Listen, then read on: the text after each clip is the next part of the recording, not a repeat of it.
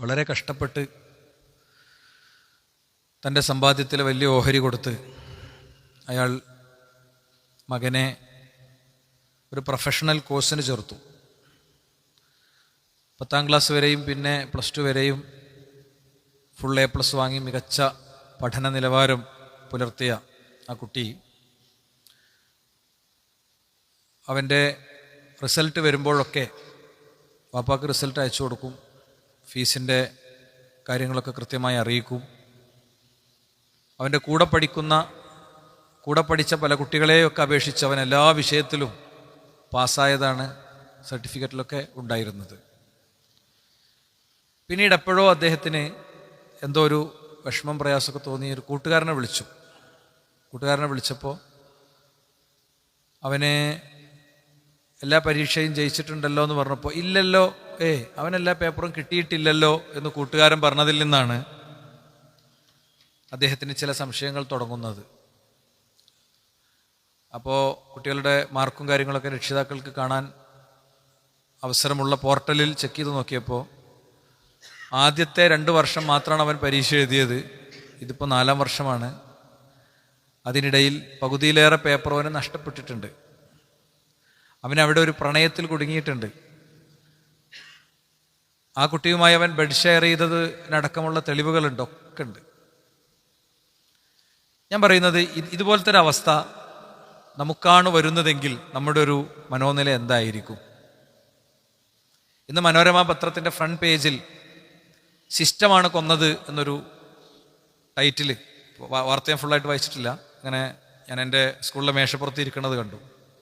കുട്ടി നീറ്റ് പരീക്ഷയിൽ ഇനിയും പരീക്ഷ എഴുതാനുള്ള അവസ്ഥ എനിക്കില്ല, അമ്മ ആഗ്രഹിക്കും പോലെ ആകാൻ പറ്റുമോ എന്ന് എനിക്കറിയില്ല, അതുകൊണ്ട് വയ്യ, ഞാൻ അവസാനിപ്പിക്കുകയാണ്. 24 ലക്ഷം കുടുംബങ്ങളെ ബാധിക്കുന്ന ഒരു തീവ്രമായ വിഷയമായിട്ടും അതിവിടുത്തെ മാധ്യമ സമൂഹങ്ങൾ ഏറ്റെടുക്കാത്തത് അവരുടെ ശമ്പളം കൊടുക്കുന്നത് സർക്കാരാണ് എന്നതുകൊണ്ടാണ്, അവരെ പർച്ചേസ് ചെയ്തിരിക്കുകയാണ് എന്നതുകൊണ്ടാണ്.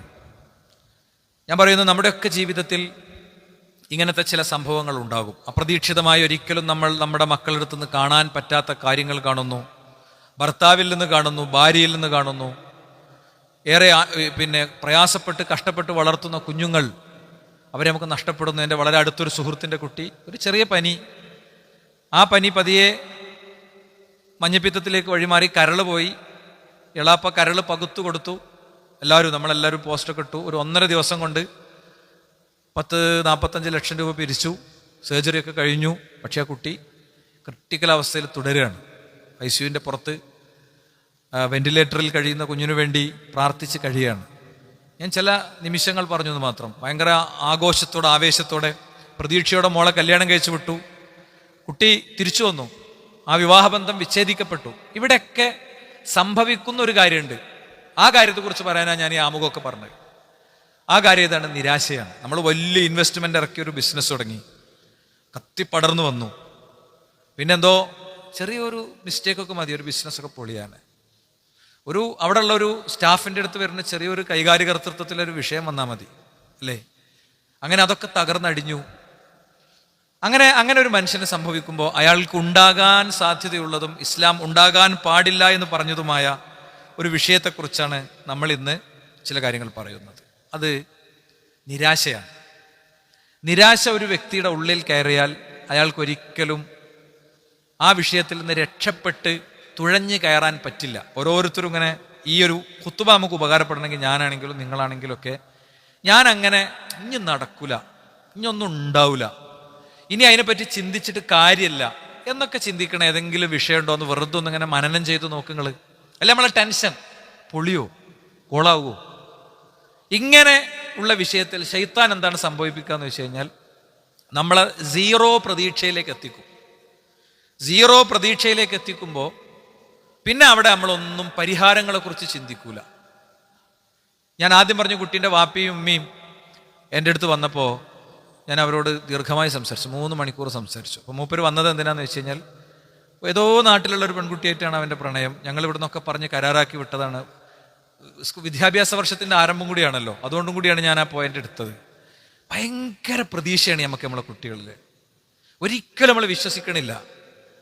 അങ്ങനെയൊക്കെ ഉണ്ടെങ്കിൽ ബെഡ് ഷെയർ ചെയ്തിട്ടുണ്ടാവും എന്ന് ഞാൻ പറഞ്ഞപ്പോൾ അയാൾ കണ്ണൊക്കെ നനഞ്ഞിട്ട് അയാൾ എത്തിപ്പെട്ട ഒരു വല്ലാത്ത അവസ്ഥയെക്കുറിച്ച് പിന്നീട് അദ്ദേഹം പറഞ്ഞു, എൻ്റെ കയ്യും കാലും കഴിഞ്ഞ മൗലവി എന്ന് പറഞ്ഞു. കാരണം ഞങ്ങളെ മോനെ ഞങ്ങൾ അങ്ങനെ പ്രതീക്ഷിക്കണില്ല എന്നാണ്. അപ്പം അമിതമായ പ്രതീക്ഷയും ഒരു വ്യക്തിയിലും നമുക്ക് പരസ്പരം അങ്ങനെ ആവശ്യമില്ല. ഈ വാപ്പ അവനെ പറ്റിയുള്ള അമിതമായ പ്രതീക്ഷ കൊണ്ട് തന്നെ ഒരിക്കൽ പോലും കേരളത്തിൻ്റെ പുറത്ത് അവൻ പഠിക്കണ ക്യാമ്പസിൽ അവൻ പറഞ്ഞത് കേട്ടതല്ലാതെ പോയി നോക്കിയില്ല. ഒരു സാധാരണക്കാരനൊന്നുമല്ല, അയാളൊരു ഹയർ സെക്കൻഡറി സ്കൂളിലെ അധ്യാപകനാണ്. അയാൾ പോയി നോക്കിയതേ ഇല്ല. കാരണം അത്രയും വിശ്വാസമാണ് കുട്ടികളിൽ. ഞാൻ പറയുന്നത്, നമ്മുടെ മുന്നിൽ എന്തെല്ലാം തകർന്നടിഞ്ഞാലും നമ്മളെ കുട്ടികളും മക്കളെല്ലാവരും കൂടി ഒരു വണ്ടിയിൽ പോയി, ആ വണ്ടി ആക്സിഡൻ്റ് ആയി, എല്ലാവരെയും നഷ്ടപ്പെട്ടു. അവർക്കെല്ലാവർക്കും വേണ്ടി മയ്യത്ത് നിസ്കരിക്കാൻ ആ മയ്യത്തുകൾക്ക് മുന്നിൽ നിൽക്കുമ്പോൾ ഒന്നിച്ച് നീട്ടിവെച്ച മയ്യത്ത് കട്ടിലുകൾക്ക് പിന്നിൽ നിസ്കരിക്കുമ്പോഴും ഒരു വിശ്വാസിക്ക് നിരാശ ഉണ്ടാവില്ല എന്ന് ഞാൻ പറയുന്നത്. ഒരു മെഡിക്കൽ റിപ്പോർട്ട് നെഗറ്റീവായി. ആ മെഡിക്കൽ റിപ്പോർട്ട് പറയുന്നത് ലക്ഷങ്ങളുടെ ചെലവ് വരുന്ന ചികിത്സയെക്കുറിച്ചാണ്. ആത്മാഭിമാനങ്ങൾ മുഴുവൻ എടുത്തുവെച്ച് ഏതോ ഒരു സോഷ്യൽ വർക്കർ കൊണ്ടുവന്ന ക്യാമറക്ക് മുന്നിൽ കലങ്ങിയ കണ്ണുമായി ഞങ്ങളെ കുടുംബത്തെ രക്ഷിക്കണേ, എൻ്റെ മകനെ രക്ഷിക്കണേ എന്ന് പറയാൻ വേണ്ടി അവർ നിർബന്ധിച്ച് മുന്നിലേക്ക് നിർത്തുമ്പോൾ കുഞ്ഞാണോ വലുത്, അഭിമാനമാണോ വലുത് എന്ന് പലവട്ടം ആവർത്തിച്ച് ചിന്തിച്ച് അവസാനം നിന്ന് കരയുന്നവരെ നമുക്ക് കാണാൻ പറ്റും. സ്ക്രോൾ ചെയ്ത് പോകാറുണ്ട്. അതൊരു ശരിയായ സാമൂഹ്യക്ഷേമ പ്രവർത്തനമാണെന്ന് തോന്നിയിട്ടില്ല. അതൊന്നും ഇല്ലാതെയും മനുഷ്യന്മാർ പൈസ കൊടുക്കും, ഈ കരച്ചിലും കണ്ണീരൊന്നും ഇല്ലെങ്കിലും. ഞാൻ അങ്ങോട്ട് പോകണില്ല. അപ്പം ഞാൻ പറയണത്, ഇത് ഇസ്ലാമിൻ്റെ അസ്ലാണ്. ഈ അസ്ല് ഉറപ്പിച്ചാൽ ജീവിതത്തിൽ ഒരുപാട് പരാജയങ്ങളിൽ നിന്ന് രക്ഷപ്പെടാൻ പറ്റും. നോക്കൂ, നിങ്ങൾ ഖുർആൻ പറയാണ് സൂറത്ത് യൂസുഫിന്റെ 87 ലാ തൈഅസൂ മിർ റൗഹില്ല, അള്ളാഹുവിന്റെ കാരുണ്യത്തിൽ നിന്ന് ഒരിക്കലും നിങ്ങൾ നിരാശപ്പെടരുത്. ഇന്നഹു ലാ യൈഅസു മിൻ റൗഹില്ലാഹി ഇല്ലൽ ഖൗമുൽ കാഫിറൂൻ. നിശ്ചയമായും അള്ളാഹുവിന്റെ കാരുണ്യത്തിൽ നിന്ന് നിരാശപ്പെടുക ആര് മാത്രമാണ്? കാഫിരിങ്ങൾ മാത്രമാണ്, പടച്ചോനെ വിശ്വസിക്കാത്തവർ മാത്രമാണ്. അപ്പൊ 25 കൊല്ലമായിട്ട് മക്കളില്ലാത്ത ഒരാള്, 30 കൊല്ലമായിട്ട് മക്കളില്ലാത്ത ഒരാള് ഈ ഫയലൊക്കെ മടക്കി വെക്കല. നമ്മൾ പ്രാർത്ഥിക്കണം, പടച്ചോനെ എനിക്ക് നീ ഹൈറായ നിലക്ക് എൻ്റെ ജീവിതത്തെ ആക്കി തരണം, എനിക്ക് കുഞ്ഞിനെ തരണം. നമുക്ക് പ്രാർത്ഥിക്കാം. എന്താ, പടച്ചോൻ ഒരു കാര്യത്തിന് എങ്ങനെയാണ് ഉത്തരം കൊടുക്കുക? ഒന്നുകിൽ ചോദിച്ചത് കൊടുക്കും, അല്ലെങ്കിൽ ചോദിച്ചതിന് പകരം കൊടുക്കും. അവിടെയാണ് നമ്മൾ പ്രതീക്ഷിക്കേണ്ടത്. നമ്മൾ ചോദിച്ച് ചിലപ്പോൾ കിട്ടൂല, പക്ഷെ അതിന് പകരം കിട്ടും. ഇതൊന്നുമില്ലെങ്കിലും പരലോകത്ത് കിട്ടും. മാത്രല്ല, വിശുദ്ധ ഖുർആൻ ഒന്നുകൂടി പറഞ്ഞു, വമൻ യഖ്നുതു മിർ റഹ്മത്തി റബ്ബിഹി ഇല്ലദ്ദാല്ലൂൻ. ആരാണ് വമൻ യഖ്നുതു മിർ റഹ്മത്തി റബ്ബിഹി ഇല്ലദ്ദാല്ലൂൻ? അള്ളാഹുവിന്റെ രക്ഷിതാവിന്റെ കാരുണ്യത്തിൽ നിന്ന് വഴിപിഴച്ചവരല്ലാതെ ആരാണ് നിരാശപ്പെടുക? എനിക്ക് മാത്സ് ഒന്നും പഠിയില്ല എന്നൊരു കുട്ടിയാണ് വിചാരിക്കുന്നത്, എനിക്ക് സയൻസ് ഒന്നും പഠിയില്ല. അയാളെ എന്നോ മാത്സോ സയൻസോ പഠിപ്പിച്ച ഒരു അധ്യാപകന്റെ അടുത്ത് വന്നൊരു പ്രശ്നമോ അല്ലെങ്കിൽ പടച്ചോൻ അവന് കൊടുത്ത ഒരു അവസ്ഥയൊക്കെ ആയിരിക്കും അത്. ചിലപ്പോൾ സ്റ്റഡി ഡിസേബിലിറ്റി ഉണ്ടാകും, അല്ലേ? ചിലപ്പോൾ ഭാഷ ശരിക്കും പഠിക്കാനുള്ള കഴിവുണ്ടാവില്ല, ചിലപ്പോൾ മാത്തമാറ്റിക്സ് പഠിക്കാനുള്ള കഴിവുണ്ടാവില്ല. അവിടെയൊക്കെ ആകെ നിരാശപ്പെട്ട് തകർന്ന് മൊത്തം വേഗം ബ്ലേഡ് വെക്കുക എന്നുള്ളതാണ്, വേഗം ആത്മഹത്യയിലേക്ക് പോകുക എന്നുള്ളതാണ്. ഇതൊക്കെ മറന്ന് രക്ഷപ്പെട്ടു പോകാൻ എന്താ ടൂർ അങ്ങനെ പോവുക, ഒന്ന് കഴിഞ്ഞ് അടുത്ത ടൂർ, അത് കഴിഞ്ഞ് അടുത്ത ടൂറ്, അല്ലേ? ടൂർ പോണതിന് കുഴപ്പമൊന്നുമില്ല. നമ്മളെ സാമ്പത്തികത്തിൻ്റെ ഉള്ളിൽ നിന്നുകൊണ്ടും നമ്മൾ ബാധ്യതകൾ നിർവഹിക്കേണ്ടവർക്കൊക്കെ നിർവഹിച്ചു കൊടുത്തുകൊണ്ടും നമ്മളെ കുട്ടികളും അവരുടെ ഭാവിയും സുരക്ഷിതത്വമൊക്കെ ഉറപ്പുവരുത്തിക്കൊണ്ടും ഒക്കെ ആകാം, നല്ലതാണ്. അങ്ങനെ അതിൽ നിന്നൊക്കെ ഒരുപാട് നമുക്ക് പഠിക്കാണ്ടാവും. പക്ഷേ ഞമ്മക്ക് നമ്മളെ വാപ്പാൻ്റെ ഉപയോഗം തന്നിട്ടുണ്ട്, നീ അമ്മക്ക് കിട്ടുന്നതുകൊണ്ട് നമ്മളങ്ങനെ ടൂർ അടിച്ചിട്ട് അങ്ങനെ തീർക്കാം, അത് മാന്യതയല്ല. നമുക്ക് ചുറ്റും വേദനിക്കുന്നവരും നിരാശപ്പെടുന്നവരും സങ്കടപ്പെടുന്നവരും ഒക്കെ ഉണ്ട്. അവരൊക്കെ അവിടെ നിർത്തിയിട്ട് അങ്ങനെ പോകുന്നത് അത് ശരിയാണോ എന്ന് പരിശോധിക്കണം. നമുക്കുള്ള ഫറളുകളെ മുഴുവൻ വഴിക്കിട്ടിട്ട് നമുക്കുള്ള ഫറളുകളെ ഫറള് നിസ്കാരം നോമ്പ് മാത്രമൊന്നുമല്ല, ഫറള് നമ്മുടെ ഉത്തരവാദിത്വവും ജോലിയും കാര്യങ്ങളൊക്കെ അതിനെ മുഴുവൻ വഴിക്കിട്ടിട്ട് അതും ശരിയല്ല. ഞാൻ പറയുന്നത്, പലപ്പോഴും മനുഷ്യന്മാർ അവരുടെ വിഷമങ്ങളിൽ നിന്ന് രക്ഷപ്പെടാനുള്ള ഓടിയൊളിക്കലുകളാണ് ഇതിനെ പലതും കാണുന്നത്, അല്ലെ ലഹരിയിലേക്ക് പോകുന്നു. ഇസ്ലാം വളരെ കൃത്യമായി പറയണം, എന്താ വിശ്വാസികളോട് പറയണം. ഇപ്പോൾ ചില ആളുകളൊക്കെ പാപങ്ങൾ ചെയ്തിട്ട് ആ പാപങ്ങളുടെ നിരാശ ഉണ്ടാകും. ആ പാപങ്ങളുടെ നിരാശയിൽ പലപ്പോഴും പല അബദ്ധങ്ങളും ചെയ്തു വെക്കും. പടച്ചോന്റെ അടുത്ത് നിന്ന് പരിഹരിക്കുന്നതിന് പകരം പടപ്പുകളുടെ അടുത്തേക്ക് പോകും. ഖുർആൻ പറയുന്ന സൂറത്ത് സുമറിന്റെ 53 ഖുൽ യാ ഇബാദിയല്ലദീന അസ്റഫു അലാ അൻഫുസിഹിം ലാ തഖ്നതു മിർ റഹ്മത്തില്ലാ. ഓ വിശ്വാസികളെ, നിങ്ങൾ ഒരിക്കലും നിരാശപ്പെടണ്ട, നിങ്ങളുടെ എല്ലാ പാപം അള്ളാഹ് പുറത്തു തരും. അള്ളാഹു അല്ലാതെ വേറെ ആരാണ് പാപങ്ങൾ പുറത്തു തരാന്നാണ്. അതുകൊണ്ട് തന്നെ ഖുർആൻ ഒന്നുകൂടെ പറഞ്ഞു, ഫൈന മഅൽ ഉസ്രി യുസ്റ. എല്ലാ ഉസ്റിന്റെ ശേഷം ഒരു യുസ്റുണ്ട്. എന്തൊക്കെ പ്രതിസന്ധിയുണ്ടോ ആ പ്രതിസന്ധികൾക്കൊക്കെ ശേഷം ഒരു എളുപ്പമുണ്ട്. ഇന്ന മഅൽ ഉസ്രി യുസ്റ. എല്ലാ പ്രയാസങ്ങൾക്കും ശേഷം എളുപ്പമുണ്ട്, എല്ലാ എളുപ്പങ്ങൾക്കും ശേഷം പ്രയാസമുണ്ട് എന്നാണ്. ലൗ ദഖലൽ ഉസ്ർ, ഇബ്നു മസ്ഊദ് പറയാ, ലൗ ദഖലൽ ഉസ്ർ ഹുജ്റൻ ലൗ ദഖലൽ ഉസ്ർ ജുഹ്റൻ. ലദഖല അലൈഹിൽ യുസ്ർ ഫഅഖ്റജഹു. വല്ലാത്തൊരു പ്രതീക്ഷയുള്ള വാക്കാണ്. എന്താണ്? ഇബ്നു മസ്ഊദ് ഈ ആയത്തിന്റെ വ്യാഖ്യാനത്തിൽ പറയാ, ലൗ ദഖലൽ ഉസ്ർ, ഒരു പ്രയാസം പ്രവേശിച്ചു. എവിടെ പ്രവേശിച്ചു? ജുഹറൻ, ഒരു മാളത്തിൽ. ജുഹറൻ, ഒരു മാളത്തിൽ. ലദഖല അലൈഹിൽ യുസ്ർ, അതേ മാളത്തിലേക്ക് എളുപ്പം വരും. ഫഅഖ്റജഹു, എന്നിട്ട് ആ പ്രയാസത്തിന് പുറത്ത് കിട്ടും. ഇപ്പൊ നമ്മൾ കുറച്ച് ടൈറ്റിലാണ്, കുറച്ച് ബുദ്ധിമുട്ടിലാണ്, കുറച്ച് പ്രതിസന്ധിയിലാണ്, രോഗങ്ങളിലാണ്, പ്രയാസങ്ങളിലാണ്. നമുക്കൊന്നും ഒരു പ്രയാസമല്ല സഹോദരന്മാരെ, നമുക്കൊന്നും ഒരു പ്രയാസമല്ല. ഞാൻ എൻ്റെ ലോക മാനസികാരോഗ്യ ദിനത്തിൽ ഒരു ഖുത്ബ പറഞ്ഞിരുന്നു. ആ ഖുത്ബക്ക് ശേഷം ഒരുപാട് വ്യക്തികൾ, ഒരുപാട് മനുഷ്യർ, അവർക്ക് എന്തൊക്കെയോ ഇതിനൊക്കെ പരിഹാരം എനിക്ക് പറഞ്ഞു കൊടുക്കാൻ കഴിയുമെന്ന് വിചാരിച്ചിട്ടാന്ന് തോന്നുന്നുണ്ട്. എന്നെ നിരന്തരം വിളിക്കുന്നുണ്ട്. ഇപ്പോൾ നിരന്തരം വിളിക്കുന്നുണ്ട്. ഓരോരുത്തർ അനുഭവിക്കുന്ന ഡിസോർഡറുകൾ കേട്ടണ്ടല്ലോ, നമുക്കൊന്നും ഒന്നുമില്ല, ഒരു പ്രശ്നമല്ലേ നമുക്ക്. അത്ര ആശ്വാസത്തിലാണ് നമ്മൾ.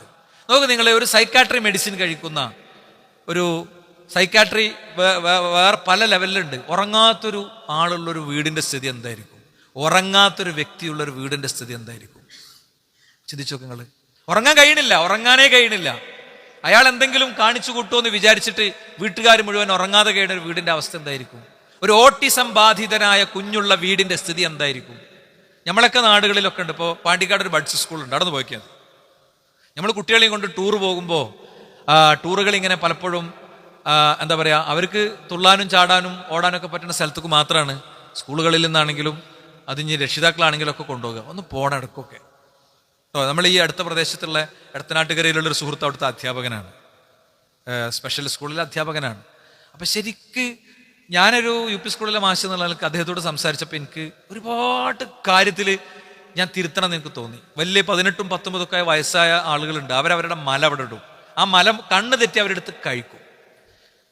ഒന്ന് കണ്ണ് തെറ്റിയാൽ മലം കഴിക്കുന്ന ഒരു മോനെ നമുക്കുണ്ടെങ്കിൽ നമ്മളെ സ്ഥിതി എന്തായിക്കാരം? ചെറിയ വികൃതിയൊക്കെ കാട്ടി കുട്ടികളൊന്നും അങ്ങോട്ടും ഇങ്ങോട്ടും ഓടും ചാടും തല്ലൂടും ചെയ്യുമ്പോൾ തന്നെ അസ്വസ്ഥത പ്രകടിപ്പിക്കുന്നവർ ഓർക്കണം. ഞാൻ എൻ്റെ 7C പഠിക്കണ നെശ്വ എന്ന് പറഞ്ഞ മോളെ വീട്ടിലിടക്ക് പോകും. ഞാൻ മാത്രമല്ല, നമ്മളെ ടീച്ചേഴ്സ് പോകും. അപ്പോൾ അവളിപ്പോൾ 3ാം ക്ലാസ് മുതൽ ഞാൻ അവളുടെ അടുത്ത് പോകുന്നുണ്ട്. ഇപ്പോൾ 7ാം ക്ലാസ്സിലെത്തി. ഇങ്ങനെ കിടക്കുകയാണ്, കൈയും കാലം ഒന്നും അനങ്ങൂല. അള്ളാഹു കുട്ടിക്ക് സുരക്ഷിതമായൊരു ഭാവി കൊടുക്കുമാറാകട്ടെ എന്ന് പ്രാർത്ഥിക്കുകയാണ്. നിങ്ങൾ ആലോചിച്ചൊക്കെ, നമ്മളെ കുട്ടികൾ ഓടുന്നതിനും ചാടുന്നതിനുമാണ് നമുക്ക് പ്രശ്നം. എത്രയോ വർഷങ്ങളായി സഹോദരന്മാരെ, എത്രയോ വർഷങ്ങളായി അവർ പോവുകയാണ്. എവിടെ അറിയോ? ഈ കയ്യും കാലും ഒഴിഞ്ഞു നേരാക്കാൻ. ഈ കയ്യും കാലും. എന്നിട്ട് കഴിഞ്ഞ പ്രാവശ്യം എന്ന് പറഞ്ഞു, പക്ഷെ പഴയ മാതിരിയൊന്നല്ല, ഇപ്പൊ അവളെ വലത്തെ കൈ വിരലൊക്കെ അനങ്ങുന്ന എന്നോട് പറഞ്ഞു. അവരെ വല്യമ്മ ഫുൾ ചിരിച്ചിങ്ങനെ നമ്മളെ സ്വീകരിക്കുന്ന ഒരു വല്യമ്മ ഉണ്ട്. നമ്മൾ ചെന്നാൽ അവള് പറയും, മാഷക്ക് ചായ കുടിക്കും, ടീച്ചർക്ക് ചായ കുടിക്കും. അവള് വർത്താനം വ്യക്താവൂല. അതെനിക്കറിയാം, കാരണം അത് ഞാൻ പലതവണ കേട്ടതുകൊണ്ട്. ഒരു വാപ്പ ആ കുഞ്ഞിനു വേണ്ടി പ്രവാസം ഒഴിവാക്കി ജീവിക്കുകയാണ്. ഞാൻ ഈ തവണ ചെന്നപ്പോൾ 3:45 അദ്ദേഹം ഉച്ചച്ചോറ് കഴിക്കുകയാണ്. ഒരു ഉമ്മ, ഒരു വല്യമ്മ, ഒരു വല്യപ്പ ഒരു കുട്ടിക്ക് വേണ്ടി ജീവിക്കുകയാണ്. ഞാൻ പറയുന്നത്, എങ്ങനെ അവർക്കിത് പറ്റുന്നു എന്ന് ചോദിച്ചാൽ ഒരു വിശ്വാസിക്ക് പറ്റുന്ന ഞാൻ പറയുന്നത്. നിരാശാരണ സാധനം ഉണ്ടാവില്ല. എൻ്റെ കാരണം എന്താ അറിയോ? അള്ളാഹു സർവശക്തനാണെന്നുള്ള ബോധം ഉള്ളിലുള്ള ഒരാൾ എങ്ങനെയാണ് നിരാശപ്പെടുക? നോക്കൂ, നിങ്ങൾ ഖുർആൻ പറഞ്ഞു, ഇന്നല്ലാഹു അലാ കുല്ലി ഷൈഇൻ ഖദീർ. അള്ളാഹുവിന് പറ്റാത്ത ഒന്നുമില്ല. കൊല്ലം ജില്ലയിലെ എൻ്റെ ഒരു സഹോദരൻ, കുട്ടി ജനിച്ചപ്പോൾ 17-18 കൊല്ലം കുഞ്ഞില്ലാതെ അവസാനം കുഞ്ഞ് ജനിച്ചപ്പോൾ കുഞ്ഞിന് കൊടുത്ത പേരെന്താ അറിയോ? ദുആ ഉൽ ലയാലി എന്നാണ്. രാത്രികളിലെ പ്രാർത്ഥന എന്നതിൻ്റെ അർത്ഥം. അയാൾ രാത്രികളിലിരുന്ന് ദീർഘമായി റബ്ബിനോട് പ്രാർത്ഥിച്ചു. നല്ലൊരു കുഞ്ഞിനെ ആ കുട്ടി കൊടുത്തു. എന്നിട്ടോ കുട്ടിക്ക് പേരിട്ടാണ്. നമ്മളിങ്ങനെ ഭാര്യന്റെ പേര് A ആണ്, മറ്റേത് B ആണ്, മൂത്ത കുട്ടിന്റെ പേര് C ആണെന്നൊക്കെ പറഞ്ഞ് തപ്പല്ലേ ചെയ്യുക. അയാൾക്ക് പേരിടാൻ സംശയമൊന്നും തോന്നില്ല. ദുആ ഉൽ ലയാലി, രാവുകളിൽ ഞാൻ കരഞ്ഞു പ്രാർത്ഥിച്ചതിന് എനിക്ക് കിട്ടിയ സമ്മാനം എന്നാണ് കുട്ടിക്ക് പേരിട്ട്. മനസ്സിലായില്ലേ? അപ്പൊ അല്ലാഹ് സർവശക്തനാണ്. ഇദാ അറാദ അൻ യകൂന കുൻ ഫയകൂൻ. അള്ളാഹു എന്തെങ്കിലും ഉണ്ടാകണം എന്ന് വിചാരിച്ചാൽ കുൻ എന്ന് പറഞ്ഞാൽ മതി, അതുണ്ടാവും. ആ വിശ്വാസം ഉള്ളിൽ വേണം. നമ്മളെല്ലാ പ്രശ്നവും പഠിച്ചോ പരിഹരിച്ചു തരും, ഒരു വിഷയമല്ല. അങ്ങനെ നമുക്ക് അള്ളാഹിന് വിശ്വാസം ഉണ്ടോ? ഈ ഇരിക്കണ ഇരുത്തത്തിൽ നിങ്ങളും ഈ നിൽക്കണ നൃത്തത്തിൽ ഞാനും നിന്ന് നമ്മൾ അവലോകനം നടത്തേണ്ട കാര്യമാണ്. അങ്ങനെ ഉണ്ടെങ്കിൽ പിന്നെ നമുക്ക് അവിടുത്തെ ചരടും ഇവിടുത്തെ ഉറുക്കും അവിടുത്തെ കോഴിമുട്ടം എഴുതിയതൊന്നും വേണ്ടി വരില്ല, ഒന്നും വേണ്ടി വരില്ല. ഇവിടെ ഇരിക്കുന്നുണ്ട് മൊയ്തീൻക. കഴിഞ്ഞ ദിവസം എൻ്റെ കയ്യിലൊരു കടലാസ് തന്നു. ആ കടലാസിലുള്ള എന്താ? എന്തൊക്കെയോ തക്കാളി, ഉള്ളി, മുട്ടിയും കോഴിയൊക്കെ കൊണ്ട് ചെല്ലാനാണ്. അദ്ദേഹത്തിന്റെ എവിടുന്നോ കിട്ടിയതാണ്. മനുഷ്യന്മാരെ പറ്റിക്കണിന് വേണ്ട ഒരു അതിർത്തി. നിരാശ കൊണ്ട് ജീവിക്കുന്ന, നിരാശകളുടെ ആയക്കടങ്ങളിൽ മുങ്ങിത്താവുന്ന മനുഷ്യർക്ക് ഇത് ഈ മുട്ടയേറ്റിട്ട് ഈ തക്കാളിയും കൊണ്ട് ഈ വെണ്ടക്കയും കൊണ്ട് കൊണ്ടുപോകണ ഒരു മനുഷ്യൻ ഇത് വാങ്ങണത് എങ്ങനെ അറിയോ? കറി വെക്കാൻ വാങ്ങണ മാനസികാവസ്ഥയിലല്ല, സ്വന്തം ജീവിതത്തിലെ നൊമ്പരങ്ങൾക്കും വേദനകൾക്കുള്ള പരിഹാരമായിട്ടാണ് വാങ്ങണത്. പറ്റിക്കണിന്റെ അതിർത്തി വേണ്ടേ? പറ്റിക്കണിന്റെ അതിർത്തി വേണ്ടേ? റബ്ബ് സർവശക്തനാന്ന് വിചാരിക്കേണ്ട ഒരാളെ മുന്നിൽ ഓരോരുത്തരും മരിച്ചു വീണാലും ഒന്നും സംഭവിക്കൂല. അതാണ് അയ്യൂബ് നബിന്റെ ചരിത്രം. മക്കളൊക്കെ പോയി, സമ്പാദ്യം ഫുള്ള് പോയി, മക്കള് ഫുള്ള് പോയി. 11 മക്കളെ ഒരേ ശ്മശാനത്തിൽ മറവ് ചെയ്ത് തിരിച്ചു പോകുന്നൊരു വാപ്പാന്റെ മനസ്സെന്തായിരിക്കും? വെറുതെ നിങ്ങൾ ആലോചിക്കുക. നമ്മളൊരു കുട്ടിക്ക് ജലദോഷം വന്ന് വയറ്റുനോക്ക് വന്ന് നിൽക്കാത്ത പനി 104 കാണിച്ചാല് നമ്മൾ എന്തൊക്കെ ചെയ്യും? ഇതല്ല, മരിക്കണം, ഓരോ കുട്ടി മരിക്കണം. 11 കുട്ടിക്ക് ഖബർ കുഴിച്ചു, കഫം ചെയ്തു, കുഞ്ഞിനെ മറവ് ചെയ്തു. എന്നിട്ടും പറഞ്ഞ എന്താ? വയ്യൂബ ഇദ് നാദാ റബ്ബഹു റബ്ബി ഇന്നി മസ്സനിയദ്ദുർ വഅൻത അർഹമുർ റഹീമീൻ. എനിക്ക് ദുരിതം ബാധിച്ചിരിക്കുന്നു, നീ അർഹമുർ റഹീമീനാണെന്നാ പറഞ്ഞത്, നീ കാരുണ്യവാന്മാരിൽ ഏറ്റവും കാരുണ്യവാൻ എന്നാ പറഞ്ഞത്. അപ്പൊ ആ മനസ്സ് വിശ്വാസിക്കുണ്ടാകും. രണ്ടാമത്തെ കാര്യം എന്താ അറിയോ? അള്ളാഹുവിന്റെ കാരുണ്യം എന്നുള്ളത് ഏറ്റവും വലിയ പാപമാണ്. ലാ തഖ്നതു മിർ റഹ്മത്തില്ല, അള്ളാഹുവിന്റെ കാരുണ്യത്തിൽ നിന്ന് നിങ്ങൾ നിരാശരാകരുത് എന്നുള്ള ആ ഒരു വലിയ സംഭവം അവരുടെ ഉള്ളിലുണ്ട്. അതുകൊണ്ട് അവരൊരിക്കലും നിരാശയ്ക്ക് പോകില്ല. മറ്റൊന്നെന്താ അറിയോ? പ്രയാസങ്ങളൊന്നും ശാശ്വതമല്ല എന്നുള്ളൊരു മനസ്സുണ്ട്. ഇന്ന മഅൽ ഉസ്രി യുസ്ര. ഇതൊക്കെ കഴിയുമ്പോൾ എനിക്കൊരു ആശ്വാസം ഉണ്ടാവും. ചെറിയ മക്കളെയും കൊണ്ടാണ് അല്ലേ, 3-4 മക്കളെ ഉണ്ടായിട്ട് ജീവിതത്തിൽ ഒന്നും ചെയ്യാത്ത, എല്ലാം ഭർത്താവിൽ അവലംബിച്ചൊരു പെണ്ണ് പെട്ടെന്ന് വിധവയാകണമെന്ന് നിങ്ങളൊന്ന് ആലോചിച്ച് നോക്ക്. പെട്ടെന്നാണ് വിധവയാകുകയാണ്. ഈ കുഞ്ഞുമക്കളൊക്കെ പോറ്റി വളർത്തണം കേട്ടോ.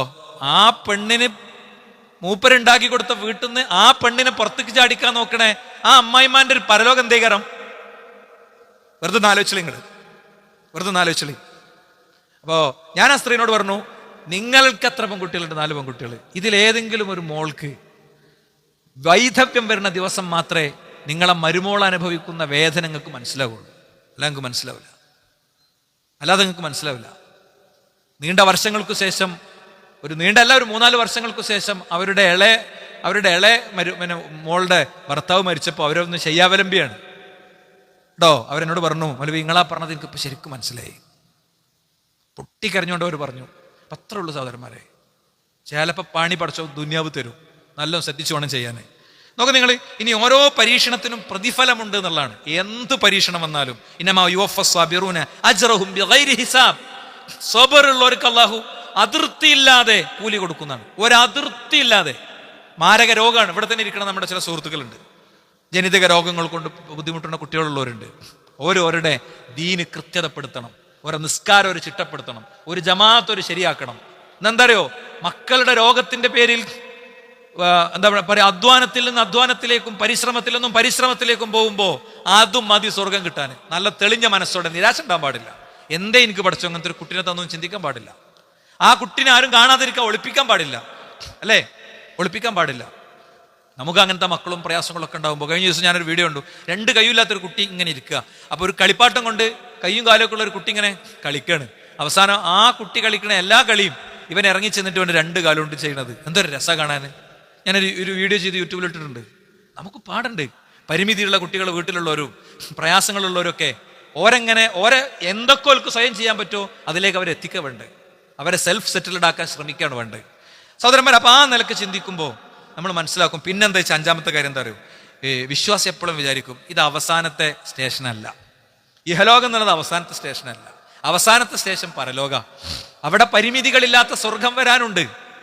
അത് കിട്ടണമെങ്കിൽ കണ്ണടച്ചാൽ മതി. കണ്ണടച്ചാൽ അതിലെ കാഴ്ചകൾ കണ്ടു തുടങ്ങും. അതുകൊണ്ട് തന്നെയാണ് പ്രവാചകന്മാരൊന്നും ഒരിക്കലും നിരാശപ്പെട്ടില്ല. യാക്കൂബ് അലൈഹി ഇസ്ലാമിന്റെ ചരിത്രം നോക്ക് നിങ്ങൾ. യാക്കൂബ് അലൈഹി ഇസ്ലാം അദ്ദേഹത്തിന്റെ മോനെ നഷ്ടപ്പെട്ടു. യൂസുഫ് അലൈഹി ഇസ്ലാമയെ നഷ്ടപ്പെട്ടു. യൂസുഫ് അലൈഹി ഇസ്ലാമയെ നഷ്ടപ്പെട്ട് മക്കള് ഒരാടിനെ കറുത്തിട്ട് അതിൻ്റെ ബ്ലഡ് ഈ വസ്ത്രത്തിലൊക്കെ പുരട്ടിയിട്ട് കൊണ്ടുചെന്നു. നല്ല ചിന്തിക്കാൻ വേണ്ടി ഞാൻ പറയണത് കേട്ടോ, നല്ല ചിന്തിക്കാൻ വേണ്ടിയാണ് പറയണത്. ഈ മാലകളിലൊക്കെ കാണുന്ന കുപ്പിയകത്തുള്ള വസ്തുവിനെ പോലെ ഷേഖ് കാണുന്ന ഒരു നാടൻ അറിവാണ്. ഒരു ആടിൻ്റെ ബ്ലഡ് ഈ ഡ്രസ്സുമാക്കി കൊണ്ടുവന്നിട്ട് ആ വാപ്പാക്ക് മനസ്സിലായില്ല അതൊരു പ്രവാചകനാണ്. ആ വാപ്പ തട്ടിക്കയറിയതുമില്ല മക്കളോട്.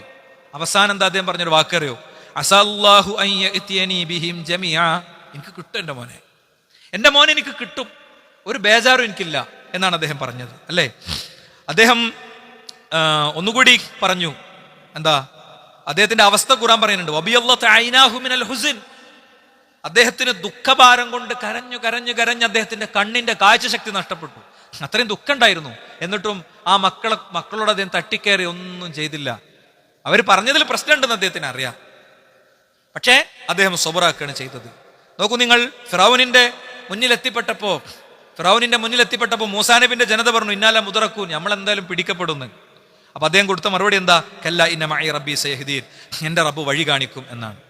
എന്റെ റബ്ബ് വഴി കാണിക്കും, നിങ്ങൾ പേടിക്കണ്ട, ധൈര്യത്തോടെ അദ്ദേഹം പറഞ്ഞു. എന്റെ കാര്യം എന്താ? ഹൃദയത്തിൽ വല്ലാഹു അലാ കുല്ലി ഷൈഇൻ ഖദീർ, എല്ലാറ്റിനും കഴിയുന്ന ഒരു പടച്ചോനുണ്ട് എന്നുള്ള ബോധ്യത്തെ ഉള്ളിലേക്ക് എടുത്തു വെച്ചോണ്ടാ. അതുണ്ടാവുമ്പോൾ ഒരിക്കലും എന്താ പറയുക, നമ്മൾ നേരത്തെ പറഞ്ഞ രീതിയിലുള്ള ഒരു സാഹചര്യം ഉണ്ടാവില്ല. അയാൾക്ക് ആത്മഹത്യ ചെയ്യേണ്ടി വരില്ല, ഒന്നും ചെയ്യേണ്ടി വരില്ല. എനിക്ക് വളരെ അടുത്തറിയണ എൻ്റെ ഒരു സുഹൃത്ത്, വളരെ സമ്പന്നനായൊരു വ്യക്തി.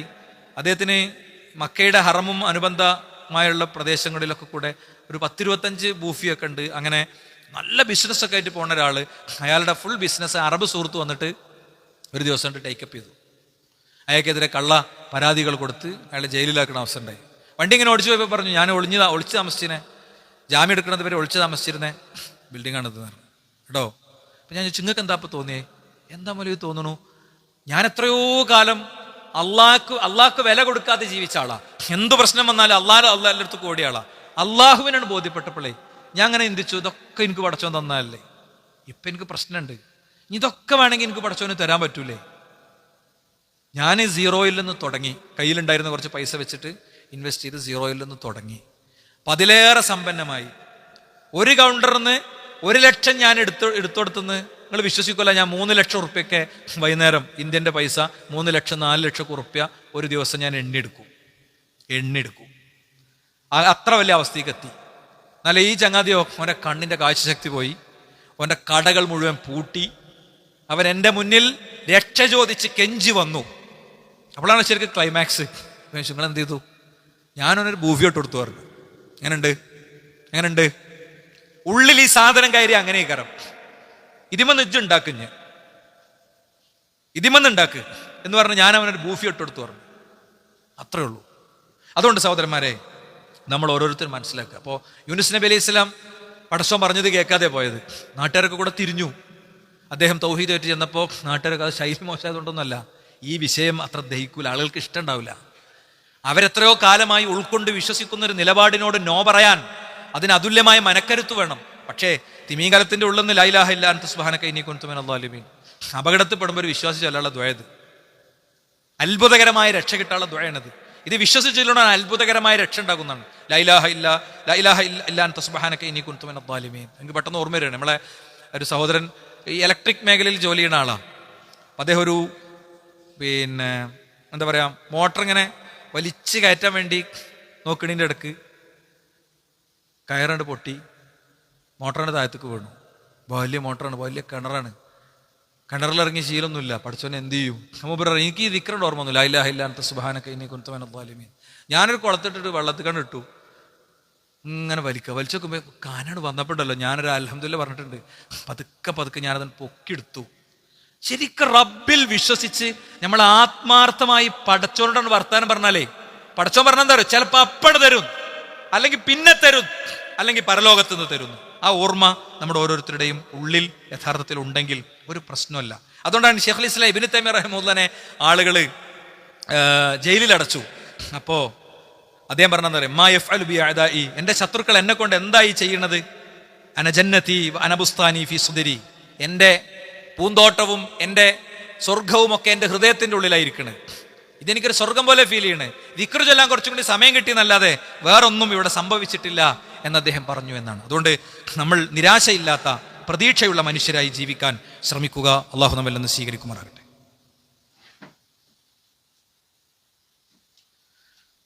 അൽഹംദുലില്ലാഹി വസ്സലാത്തു വസ്സലാമു അലാ റസൂലില്ലാഹി വഅലാ ആലിഹി വസഹ്ബിഹി അജ്മഈൻ. അമ്മാ ബഅദ്. സൃഷ്ടാവും സംരക്ഷകനുമായ റബ്ബിനെ ജീവിതത്തിൻ്റെ എല്ലാ മേഖലയിലും കാത്തു സൂക്ഷിക്കണമെന്ന് ഒരിക്കൽ കൂടി ഉണർത്തുകയാണ്, ഉത്ബോധിപ്പിക്കുകയാണ്. മഹാനായ ഉമർ ഇബ്നു ഖത്താബ് റളിയല്ലാഹു അൻഹു വല്ലാത്തൊരു വാചകമുണ്ട്, മാ ഉബാലി അലാ അയ്യി ഹാലിൻ അസ്ബഹതു ഔ അംസൈതു. ഓരോ രാവിലെയും വൈകുന്നേരം എനിക്ക് എന്തൊക്കെ സംഭവിച്ചാലും ഞാനത് പരിഗണിക്കില്ല. അലാമ ഉഹിബ്ബു ഔ അലാമ അക്റഹ്, അതെനിക്ക് സന്തോഷമുള്ളതാണെങ്കിലും എനിക്ക് ദുഃഖമുള്ളതാണെങ്കിലും ഞാനത് ഒന്നും എടുക്കല്ല. രാവിലെ നമ്മളിങ്ങനെ നോക്കുമ്പോൾ മെയിൽ തുറന്നു നോക്കിയപ്പോൾ അതിൽ 5 ലക്ഷം റുപ്യ ശമ്പളം കിട്ടുന്നൊരു ജോലി, വലിയ ആഹ്ലാദം, അദ്ദേഹത്തിന്റെ ഭാഷയിൽ പറഞ്ഞാൽ എനിക്കതിൽ വലിയ ആഹ്ലാദമൊന്നും ഉണ്ടാവില്ല. ഉച്ചയാകുമ്പോൾ ഡോക്ടറെ അടുത്ത് പോയി നോക്കുമ്പോൾ എനിക്ക് വയറ്റിൽ ക്യാൻസർ ആണ്. അപ്പോഴും എനിക്ക് അതിൽ വലിയ അത്ഭുതമൊന്നും ഉണ്ടാകൂല.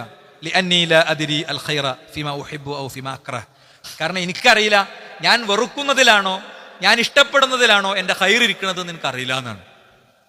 നമ്മൾ വെറുക്കണതിലായിരിക്കും ചിലപ്പോൾ നമ്മൾ ഹൈർ ഉണ്ടാകുക, നമ്മൾ വെറുക്കണ ഒരു കാര്യത്തിലായിരിക്കും കറങ്ങിത്തിരിഞ്ഞ അവസാനം അതൊക്കെ ഉള്ളതുകൊണ്ടാണ് ഈ ഹൈറിലേക്ക് എത്തിയത് എന്നായിരിക്കും യഥാർത്ഥത്തിൽ അവസാനം ചിലപ്പോൾ സംഭവിക്കുക തന്നെയാണ് നമ്മൾ യഥാർത്ഥത്തിൽ വിചാരിക്കേണ്ടത്. അതുകൊണ്ട് അല്ലാഹു സുബ്ഹാനഹു വ തആല നമുക്ക് തരുന്ന ഹൈറിനെയും ഷർറിനെയൊക്കെ പിന്നെ അതിന് ആ അർത്ഥത്തിൽ മനസ്സിലാക്കി മുന്നോട്ട് പോകാൻ നമ്മളെ സംബന്ധിച്ചിടത്തോളം കഴിയണം. നമ്മുടെ കുട്ടികളൊക്കെ പുതിയ അധ്യയന വർഷത്തിലേക്ക് കയറിയിരിക്കുകയാണ്. ബുക്കൊക്കെ ചട്ടയൊക്കെ പൊതിഞ്ഞൊക്കെ സെറ്റാക്കിയിട്ടുണ്ടാവും.